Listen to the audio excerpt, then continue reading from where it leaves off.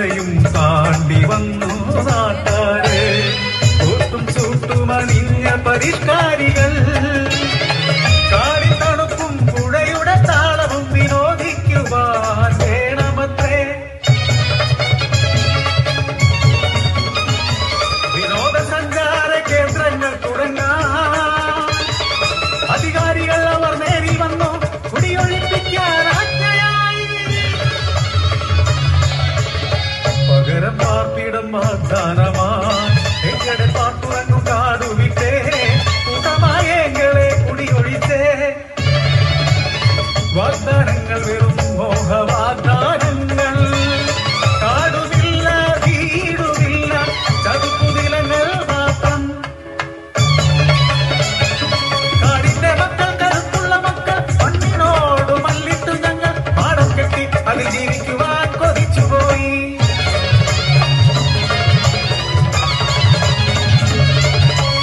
ആകാശമാർഗ വിമാനമേറണം സുഖിയന്മാരുടെ ആഡംബരം. വിമാനത്താവളം ഉയർത്തിടേണം അതിനായി എങ്ങടെ മണ്ണിനവരെത്തി. തുടിച്ചു എങ്ങൾ ഉടനെ അതിനെതിരെ എതിർത്തു എങ്ങൾ. അധികാര രാഷ്ട്രീയ ധനമോഹികൾ അവർ ക്രൂരമായി എങ്ങളെ മർദ്ദിക്കുന്നു.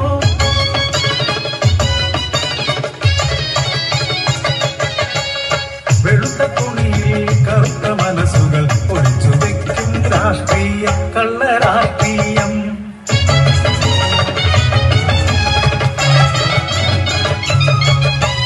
രാഷ്ട്രീയമെന്ന പേരിൽ അധികാര കൊതിപൂത്ത മനുഷ്യർ ഭൂമിയും ജലവും മണലും വിറ്റു കാശാക്കും. ഇന്ന് സൂര്യനെയും തിക്കുന്ന കാബാലികൾ ഏതു പെണ്ണിനും ഒത്താശ നൽകുന്ന അധികാരികൾ.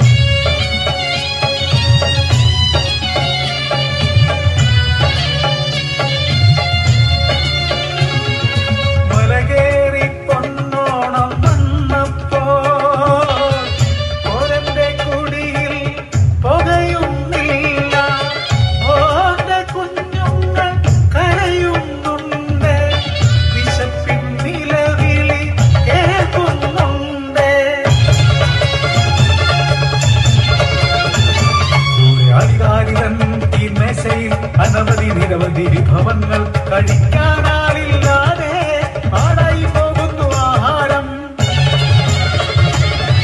അതിലൊരു പങ്കു മാത്രം മതിയിവിടെ കാടിന്റെ കുഞ്ഞിനു ജീവൻ നൽകാൻ.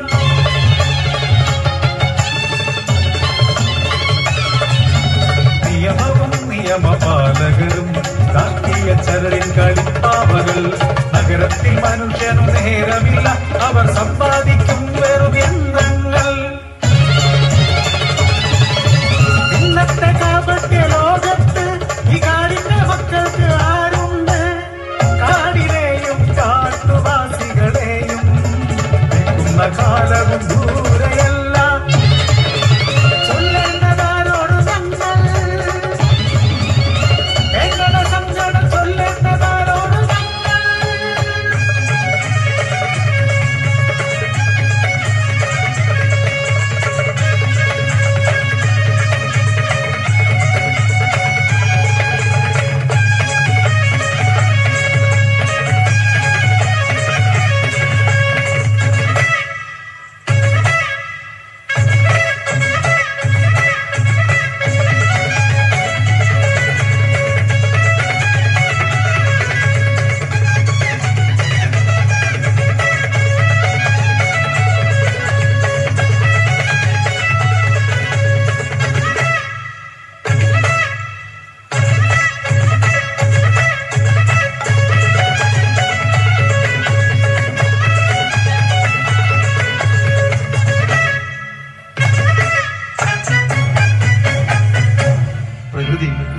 അമ്മയാണ്. പ്രകൃതി ശക്തിയാണ്, സത്യമാണ്, ചൈതന്യമാണ്. പ്രകൃതിയെ നശിപ്പിക്കരുത്, പ്രകൃതിയെ സ്നേഹിക്കുക.